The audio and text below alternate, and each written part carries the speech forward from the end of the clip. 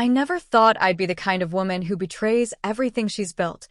The perfect marriage, the quiet routines, the predictable weekends.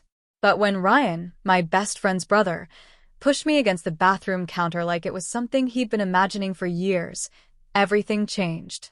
I told myself it was only once, but hindsight has a way of revealing truths we don't want to face. I'm Meredith Cole, 38, wife, mom of two, PDA volunteer, the kind of woman people describe as steady. My husband, Jake, is kind, steady, reliable, kind, the sort of man who never complains, who never surprises you. After our miscarriage, we retreated into a routine of silent weekends, polite meals, and pressed laundry. Love wasn't gone, but it had slipped quiet as a shadow. Ryan came back home to help his mother after foot surgery. He was 31, ex-military, quiet, and lit by something raw inside him. His hands had seen things I could only feel. His eyes looked at me the same way mine always wanted to be seen. One afternoon, kids at soccer, Jake working late, Ryan stopped by just to drop off tools. When he asked to wash his hands, I let him in. He left his phone on the counter. I picked it up, stepped into the guest bathroom, and before I realized it, his arm came around me. No words, just motion. He braced one hand on the counter, steady and unflinching. The other slid up my thigh, fingers digging in like he was afraid I would vanish. I bit my lip so hard I tasted blood. Water ran, the window rattled softly, the steam fogging the tiles. He pressed closer, my back flashing against the mirror, and despite the alarms in my head, voices demanding I step away, I didn't. Each second stretched out, my breath catching, but I didn't stop him. When it finally ended, he leaned his forehead against mine, voice rough and low. "I'm not sorry." I said nothing while he slipped out the side door, gone before I even processed that something inside me had shifted, changed. I sat on that countertop, knees shaking, the reflection in the mirror alien. Because the worst part wasn't what he did. It was that I let it happen, that I wanted it. It started before that day. I remember us fixing the fence in the backyard, Ryan crouched in the dust, wrench in hand, the sun tracking across his arm muscles like he was carved from something solid. We said nothing, but we didn't need to. Every moment he lingered was a confession. I felt it in the brush of his fingers against mine when I handed him the wrench. I felt it in the breath I held every time I caught him watching me. I felt it in the ache inside my chest, a craving I didn't understand, but recognized. At night, I stood in the hallway, Jake asleep on the couch, TV on mute, scouring my phone for messages from Ryan that didn't come. Guilt doesn't hit like thunder. It comes in whispers, a tap on the shoulder that says you've broken something no one will notice until much later. I told myself it was one mistake. Mine was steady, safe, but broken in ways I couldn't fix. Maybe Ryan was just a spark I needed to feel again.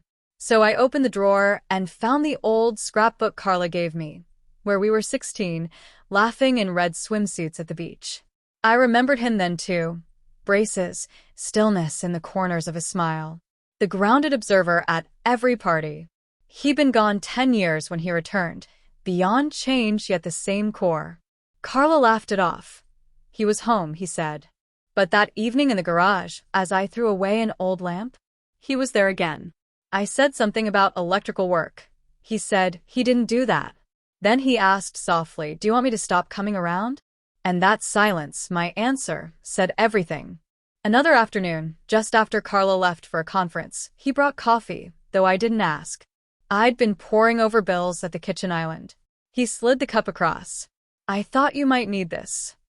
I looked up, startled. Not surprised, though, he always knew. Those mornings I'd pour coffee and forget to drink it. My mind always clicked ahead. But that day, as the steam curled between us, time slowed. Mystery shimmered in his eyes.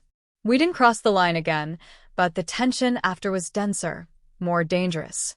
It was a Tuesday morning when Carla texted me a spare key delivery. I was in the hall folding linens when he walked in through the front door. The air changed. We just looked at each other in exactly the wrong way. My heart thundered in my ears. He stepped closer, silent. I asked why he kept doing this. He said he'd wanted me for far longer than he should have. I stepped backward. He followed. The guest room corked all light. White walls felt close. He said, "You still have time to stop me." But the moment his mouth touched mine, a rush so urgent and terrible that I forgot every line I ever drew. I tasted guilt and need as we moved against the wall. His body steady and insistent, mine arched toward his, searching for something I didn't deserve. I bit my lip again to keep any apology from spilling out. When it ended, we just held each other, breathless. He said quietly, "I wish I'd met you first," and left through the front door like nothing had happened. Except everything had. Sleep that night was impossible. Jake came up the stairs and asked, "Coming to bed?" I answered in a minute, but never moved. I found the sweatshirt he left behind, his scent still faded, but unmistakable. I pressed it to my chest in the bathroom mirror, standing where the light was soft. My reflection, messy hair, cold eyes, bare collarbone, looked back like a stranger. I didn't know myself anymore. That night, Jake reached out to me in sleep. I froze. There was no connection. The soft gesture, the memory should have comforted me, but I felt nothing. Instead, I felt a deeper ache. I didn't know if I wanted to be free of guilt or free to act on what I truly wanted. Carla's birthday party. A backyard gathering with children and cake and plastic cups. I wore a cardigan to hide the weight I was carrying inside. Ryan was there, inside the moment, but distant. We didn't speak. I kept to the margins. Carla caught my eye and asked about the sweatshirt he hadn't returned. I lied softly, and she let it go. Later, after most guests gone, Jake offered to take the kids home. I stayed to help. Suddenly, we were alone. He watched me load the soda cans, leaned close. "Are you okay?" I said quietly. No, his voice was low. "Want me to go?" he asked. I woke something deep inside by blurting, "You already did." For a moment he hesitated, then asked if I regretted it. I didn't answer. The silence that passed between us was heavier than any confession. "Tell me to stay away," he offered, "and I will." I couldn't. I don't know if I can. The drive home was silent, my husband's face sleeping in the window. The house slept too, but the night hum of the fridge felt invasive. I tore a picture of our anniversary Sunset Beach, his hand on my back, and taped it back together on the floor. There was no magic fix. The line down the photo was permanent. And so was everything else. I realized then, living with the truth might be worse than lying for love.